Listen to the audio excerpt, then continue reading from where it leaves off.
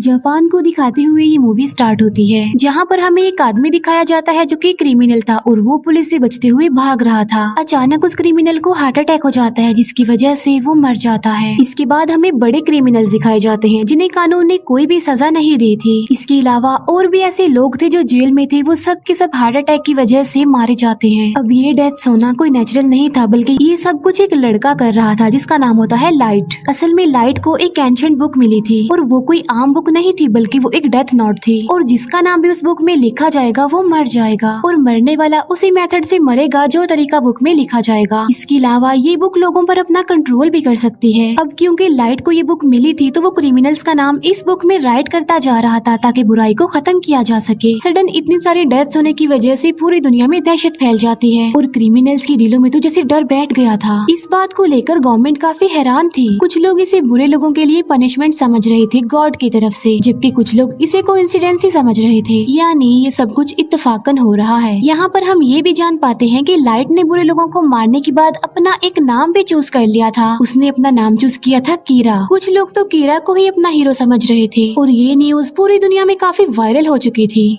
इसके बाद हमें लाइव न्यूज पर एक क्रिमिनल दिखाया जाता है जिसने एक फैमिली को प्रिजनर बना लिया था। लाइट समेत सभी लोग इस न्यूज को देख रहे थे। लाइट के हाथ में उस वक्त वो डेथ नोट भी थी। थोड़ी देर के बाद ये न्यूज दिखाई जाती है कि अचानक से उस क्रिमिनल की डेथ हो गई है। कीरा यानी लाइट इस पार्ट में भी एक स्टूडेंट ही दिखाया गया है जो कि लॉ का स्टूडेंट है। कीरा की एक बेस्ट फ्रेंड होती है जिसका नाम होता है मीसा और उन दोनों का रिलेशनशिप काफी अच्छा था। कॉलेज में लाइट मीसा को अपने बारे में बताता है कि एक रात में एक बार में गया और उस बार में क्रिमिनल्स भी थे, यानी किलर, चोरी करने वाले एक्सेट्रा। लाइट वहाँ पर कुछ क्रिमिनल्स की बातें सुनता है जो क्राइम करने के बावजूद भी खुश थे क्योंकि उन्हें सजा नहीं हुई थी और वो क्रिमिनल्स लाइट के साथ भी मिसबिहेव करते हैं, लेकिन लाइट चाहते हुए भी उनका कुछ नहीं कर सकता था और फिर बेबस लाइट बार से बाहर आ जाता है और वो अपनी लॉ की बुक को फेंक देता है, ये सोचते हुए कि ये बुक बेकार है, उसके किसी काम की नहीं, क्योंकि इस बुक के होने के बावजूद भी वो किसी को इंसाफ नहीं दिला सकता था। लेकिन उसकी लाइफ उस वक्त पलट जाती है जब उसे ये डेथ नोट मिलती है और ये बुक लाइट को एक जमीन पर पड़ी हुई मिलती है। और हैरत की बात तो ये है कि बुक के अलावा हर तरफ बारिश पड़ रही थी। इसके बाद लाइट उस बुक को लेकर घर आ जाता है। लाइट अपनी फ्रेंड मीसा से ये सारी बातें शेयर कर रहा था, लेकिन मीसा को वो बुक के बारे में नहीं बताता क्योंकि लाइट किसी से भी अपना ये सीक्रेट शेयर नहीं करता था। लाइट को जब ये बुक मिली थी तब वो इसकी रियलिटी के बारे में कुछ नहीं जानता था कि ये बुक, ये डेथ नोट आखिर है क्या। लेकिन लाइट इस बुक के रूल्स पढ़ लेता है, यानी रूल्स के अकॉर्डिंग जिसका नाम इस बुक पर लिखा जाएगा वो मर जाएगा। इसके अलावा नाम लिखने का मेथड, मौत आने का मेथड सब मेंशन होते हैं उस पर। फिर लाइट टीवी पर एक क्रिमिनल के बारे में न्यूज देखता है, तब वो इस बुक को चेक करने के लिए उस क्रिमिनल का नाम इस बुक में लिख देता है। इसके बाद रात गुजर जाती है और सुबह को हम लाइट को देखते हैं जो कि न्यूज़पेपर पढ़ रहा होता है। वो देखता है कि जिस क्रिमिनल का नाम कल रात उसने डेथ नोट में लिखा था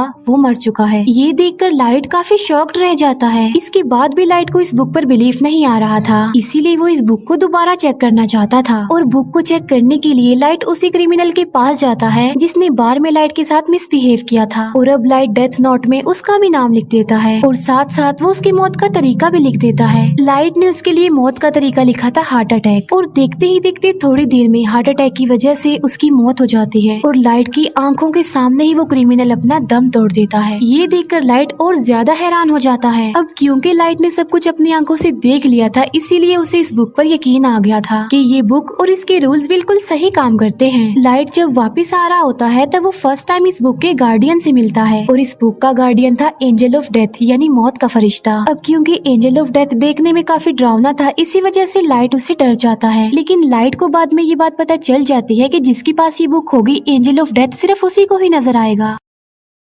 एंजल ऑफ डेथ लाइट को सारी बात डिटेल में समझाता है। फिर हम जापान के कुछ पुलिस ऑफिसर्स को देखते हैं जो इन अचानक हुई डेथ्स पर बात कर रहे थे। पुलिस भी ये बात नोटिस करती है कि मरने वाले सिर्फ क्रिमिनल्स हैं। इसके अलावा पुलिस के जहन में और बहुत सारी बातें आ रही थी कि आखिर ये कीरा चाहता क्या है, क्या सच में एग्जिस्ट करता भी है या नहीं। और कीरा कोई हीरो नहीं है बल्कि वो एक क्रिमिनल है, क्योंकि जो कुछ भी हो रहा था वो भी तो एक क्राइम ही था ना। इसके बाद हमें लाइट के फादर दिखाए जाते हैं जो कि एक डिटेक्टिव थे और वो ही इस केस को हैंडल कर रहे थे और उनका मिशन था कीरा तक पहुंचना, क्योंकि कीरा किसी के भी कंट्रोल में नहीं था और सबको बेमौत ही मारता जा रहा था और ऐसा करते करते तो वो सबको ही मार डालेगा। लाइट के फादर अपने सीनियर्स को कहते हैं कि ये केस काफी कॉम्प्लिकेटेड है, इसीलिए इस केस को स्टडी करने के लिए एक इंटेलिजेंट डिटेक्टिव हमारी हेल्प करेगा और इस डिटेक्टिव का नाम है एल जो कि लाइव इस केस को हैंडल नहीं करेगा, बल्कि सिर्फ इंटरनेट के थ्रू ही उन लोगों की आपस में बात होगी। एल का असली नाम ना तो कोई जानता था और ना ही किसी ने उसकी शक्ल देखी हुई थी। यहाँ पहले ही एल ने कीरा के बारे में काफी इन्वेस्टिगेशन की हुई थी, जिसमें एल को काफी सक्सेस भी हुई। पहले तो कीरा पर कोई भी बिलीव नहीं करता था, लेकिन फिर एल ने सबको दिखाया कि जितनी भी डेथ्स हो रही हैं वो नेचुरल नहीं है, क्योंकि हर साल की निस्बत इस साल काफी ज्यादा लोगों की डेथ्स हुई थी और मोस्टली लोग हार्ट अटैक की वजह से ही मारे गए। और हैरत की बात तो ये है कि जो लोग हार्ट अटैक की वजह से मारे गए वो मेडिकली बिल्कुल नॉर्मल थे। लाइट को अपने पास इस बुक को रखे काफी टाइम हो गया था और लाइट इस बुक की वजह से काफी इंटेलिजेंट भी हो गया था। फिर हम देखते हैं एंजल ऑफ डेथ और लाइट को, जो कि एक दूसरे के काफी क्लोज थे, हर वक्त साथ रहते थे। क्रिमिनल्स को मारकर लाइट का कहना था कि वो फ्यूचर बदल देगा, यानी फिर दुनिया में कोई क्राइम नहीं होगा अगर क्रिमिनल्स मर जाएंगे तो। फिर तभी हम न्यूज पर देखते हैं कि एल सबके सामने आ जाता है, जहाँ पर वो कीरा को डिस्कस कर रहा होता है कि कीरा कोई हीरो नहीं है बल्कि वो एक किलर है और हम जल्द से जल्द कीरा को पकड़ लेंगे। ये बातें सुनकर लाइट को काफी बुरा फील होता है और इसीलिए वो एल को अपने रास्ते से हटाने के लिए और सबको ये बताने के लिए कि कीरा से टक्कर कोई अच्छी बात नहीं है, तो वो उस डेथ नोट में एल का नाम लिख देता है। और ऐसा होते ही टीवी वाले एल को अटैक हो जाता है और वो मर जाता है। सब लोग ये देखकर काफी हैरान रह जाते हैं और एल ये देखकर तो काफी खुश हो जाता है, लेकिन लाइट उस वक्त शॉक्ड हो जाता है जब उसे ये पता चलता है कि जो आदमी अभी अभी मरा है वो असली एल नहीं है। फिर हम देखते हैं कि असली एल सामने तो नहीं आता, लेकिन वो टीवी पर बात कर रहा होता है और वो कहता है कि कीरा मैं हूँ असली एल। और टीवी की ये ट्रांसमिशन सिर्फ जापान में ही सेंड की गई, जिससे ये बात तो क्लियर हो गई कि कीरा तुम जापान से ही बिलोंग करते हो। एल ये भी कहता है कि कीरा तुम सिर्फ उसी पर्सन को मार सकते हो जिसका नाम और शक्ल तुम जानते हो। ये देखकर लाइट को काफी गुस्सा आ जाता है और वो काफी वरिड भी था, क्योंकि अब तक वो ये सोचता आ रहा था कि वो नहीं पकड़ा जाएगा, लेकिन अब उसे फिक्र इस बात की थी कि उसका टक्कर लेने वाला एल जो आ गया है, क्योंकि लाइट ना तो उसका नाम जानता था और ना ही कभी उसने उसका फेस देखा था। इसके बाद एल और कीरा की इस फाइट के बारे में काफी डिस्कशन होती है। एल का कहना था कि मैं एक जस्टिस हूँ और कीरा एक किलर है, इसीलिए मैं कीरा को सजा दिलवाऊंगा। एंजल ऑफ डेथ भी इस मैटर में लाइट की कोई हेल्प नहीं कर सकता था, क्योंकि एंजल ऑफ डेथ बेशक बुक के मालिक को नजर आता है, लेकिन वो किसी का साथ नहीं देता। फिर हम देखते हैं कि एलिन अचानक होने वाली डेथ्स का डाटा निकाल लेता है और वो ये जान पाता है कि ये डेथ स्कूल्स और कॉलेजेस की छुट्टी के बाद होती हैं। इसका मतलब ये है कि कीरा एक कॉलेज स्टूडेंट है। फिर सबका शक लाइट पर होता है, क्योंकि उसके फादर एक डिटेक्टिव भी थे और वो कीरा के केस पर इन्वेस्टिगेशन भी कर रहे थे। अब क्योंकि लाइट अपने फादर के डाटा पर एक्सेस कर सकता था, इसीलिए वो शक के दायरे में आ गया। अब क्योंकि वो ये बात जान चुके थे कि कीरा स्कूल्स और कॉलेजेस के ऑफ टाइम में लोगों को मारता है, इसीलिए लाइट अब स्कूल टाइम में भी लोगों को मारने लगा।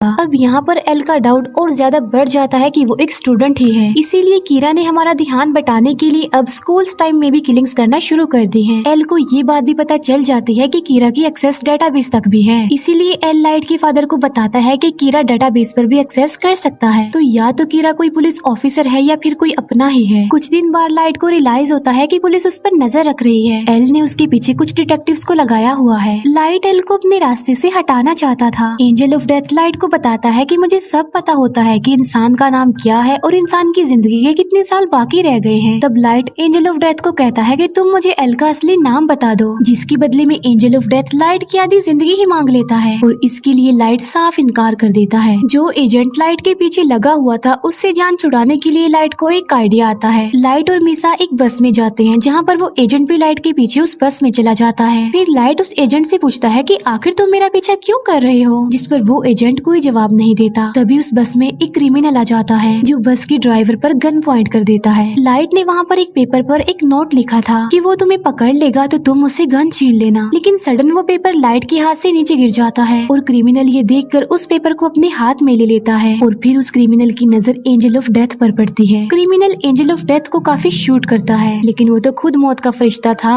इसीलिए उसे कुछ नहीं होता। ये देखकर वो क्रिमिनल डर जाता है, इसीलिए वो बस रोक कर वहाँ से भाग जाता है। लेकिन एक कार उस क्रिमिनल को हिट कर देती है जिससे वो मर जाता है। ये सब कुछ लाइट के प्लान के मुताबिक हुआ था क्योंकि वो उस FBI एजेंट का नाम जानना चाहता था। इसके बाद लाइट उस एजेंट को कह देता है कि अब तुम मेरा पीछा मत करना। फिर हम उसी FBI एजेंट को देखते हैं जो कि अपनी वाइफ के साथ होता है। अब लाइट क्योंकि काफी इंटेलिजेंट था इसीलिए उसने इन एजेंट से जान छुड़वाने के लिए एक चाल चली थी। वो एल को तो मार नहीं सकता था, इसीलिए वो उन लोगों को मारना चाहता था जिन्हें एल ने हायर किया था। इसीलिए अपनी किलिंग्स का आगाज वो उस FBI एजेंट से करता है। लाइट उस FBI एजेंट से सब एजेंट्स के नाम ले लेता है जो एजेंट्स इस केस में शामिल थे। लेकिन थोड़ी देर बाद ही उस FBI एजेंट की मौत हो जाती है और वो मौत भी हार्ट अटैक की वजह से ही होती है क्योंकि लाइट उस FBI एजेंट को जिंदा रखना नहीं चाहता था, इसीलिए उसने उसको मौत दे दी। अब यहाँ पर सवाल ये उठता है कि अगर कीरा हीरो है तो फिर वो अच्छे लोगों को क्यों मार रहा है। इसके बाद सब FBI एजेंट्स एक एक करके मारे जाने लगे। ये बात एल तक भी पहुँच जाती है और इस वजह से सब पुलिस ऑफिसर्स काफी डर जाते हैं क्योंकि उन्हें लग रहा था कि कीरा के हाथों एक ना एक दिन वो भी मारे जाएंगे। बहुत सारे पुलिस ऑफिसर्स तो इस केस को अधूरा छोड़कर ही चले जाते हैं। अब क्योंकि पुलिस के पास और कोई भी ऑप्शन नहीं बचा था इसीलिए वो एल को कहते हैं कि हम आपसे मिलना चाहते हैं। फिर सब पुलिस ऑफिसर्स एल से मिलने जाते हैं। यहाँ पर हमें फर्स्ट टाइम एल दिखाया जाता है जो कि बिल्कुल यंग था और किसी बच्चे की लुक दे रहा था और एजेंट तो वो कहीं से भी नहीं लग रहा था। फिर हम देखते हैं कि उस एजेंट की वाइफ भी अपने हस्बैंड की मौत पर इंक्वायरी कर रही है और वो मीसा से भी मिलती है। मीसा उस एजेंट की वाइफ को लाइट से मिलवाती है और उस एजेंट की वाइफ लाइट को पहली बार देखते ही जान लेती है और वो लाइट को कहती है कि तुम मेरा कुछ नहीं बिगाड़ सकते क्योंकि तुम मेरा असली नाम जो नहीं जानते। ये कहकर उस एजेंट की वाइफ वहाँ से चली जाती है। इस बात की वजह से मीसा काफी हैरान रह जाती है और लाइट भी काफी डर जाता है क्योंकि आहिस्ता आहिस्ता उसका ये राज खुलता जा रहा था। फिर हम देखते हैं एल को जो कि लाइट के रूम में कैमरास फिट करवा देता है। जब लाइट को ये बात पता चलती है कि उस पर नजर रखी जा रही है तो वो कोई भी ऐसी हरकत नहीं करता जिससे उस पर शक आए और वो बिल्कुल ऐसे ही रिएक्ट करता है जैसे वो कुछ भी नहीं जानता और सब कुछ नॉर्मल है। फिर एक दिन न्यूज पर एक क्रिमिनल के बारे में बताया जा रहा था। दूसरी तरफ सब लोग लाइट पर नजर रखे हुए थे कि अब वो कुछ करेगा, लेकिन वो क्रिमिनल मारा जाता है और लाइट ने तो टीवी पर भी नहीं देखा था। इस बात की वजह से एल के अलावा बाकी सारे लोगों का शक लाइट पर से हट जाता है। लेकिन हम देखते हैं कि लाइट सबकी नजर से छुप कर ये काम करता जा रहा था। इसका मतलब ये है कि वो लोगों को मारने से अभी भी बाज नहीं आया। इसके बाद लाइट के रूम से सारे कैमरास हटा दिए जाते हैं। यहाँ पर तो एकदम ऐसा लग रहा था कि जैसे सब कुछ नॉर्मल हो गया है, लेकिन जो एजेंट होती है वो अभी तक अपने हस्बैंड की डेथ की इंक्वायरी कर रही थी। वो एल को कॉल करके कहती है कि मैं अपनी जान को खतरे में डाल रही हूँ, लेकिन मैं ये साबित कर दूंगी कि लाइट ही कीरा है। इसीलिए वो एक जगह पर लाइट को बुलाती है जहाँ उसने मीसा को गन पॉइंट पर किया हुआ था और वो लाइट से ये बात मनवाना चाह रही थी कि वो ही कीरा है, लेकिन लाइट इस बात को मानने से इनकार कर देता है और मौके का फायदा उठाकर मीसा वहाँ से भाग जाती है। फिर उस एजेंट की वाइफ लाइट को शूट करने लगती है, लेकिन गलती से वो गोली मीसा को लग जाती है और मीसा वहीं पर ही मर जाती है। बाद में उस एजेंट की वाइफ खुद को भी मार लेती है। जो कुछ भी वहाँ पर हो रहा था वो सब कुछ रिकॉर्ड हो रहा था। इसके बाद पुलिस भी वहाँ पर आ जाती है। फिर हम देखते हैं लाइट और एंजल ऑफ डेथ आपस में बातें कर रहे हैं, जहाँ पर लाइट एंजल ऑफ डेथ को बता रहा होता है कि अभी अभी यहाँ पर जो कुछ भी हुआ वो मेरे प्लान में शामिल था। वो कहता है कि अब क्योंकि बुक का मालिक किसी भी चीज को अपने कंट्रोल में कर सकता है, इसीलिए जो कुछ भी वहाँ पर हुआ वो सब कुछ पहले ही लाइट ने उस बुक में लिख दिया था। इवन लाइट ने अपनी बेस्ट फ्रेंड को भी मरवा दिया। इसका मतलब ये है कि लाइट सच में एक शैतान ही है जिसने शैतान जैसा काम किया। फिर लाइट अपने फादर को कहता है कि मैं कीरा को पकड़ने के लिए आपका और आपके बाकी ऑफिसर्स का साथ दूंगा। लाइट ऐसा इसलिए करना चाह रहा था ताकि किसी का शक उस पर ना आ जाए और उसका राज हमेशा के लिए राज ही रहेगा और वो अपना काम भी करता जाएगा। लास्ट में वो एल से फेस टू फेस मिलता है और ये मूवी यहीं पर एंड हो जाती है। Thank you for watching.